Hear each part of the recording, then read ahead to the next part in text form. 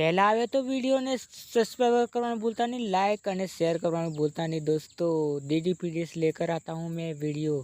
तो हाँ, सही सुना, 3 अपडेट निकल के आए हैं। तो जानने के लिए अंत तक वीडियो जो ना टीवी पर पहली बार कलर रिश्ते पर दिखाने जा रहा है एक नया शो का नाम है नागिन। 22 जून से हर रात 8 बजे देखने मिलेंगे दोस्तों।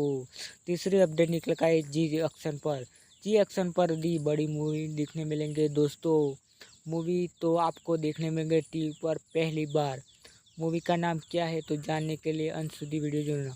मूवी का नाम है चक्रव्यूह।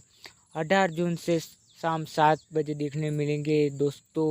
और तीसरी अपडेट निकल का है आपका सोनी पल पर भी देखने मिलेंगे एक नया सीरियल।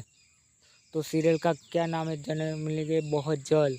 सीरियल का नाम है रामायण आपको देखने मिलेंगे डीडी नेशनल का वर्ल्ड शो। देखना मत भूलना दोस्तों।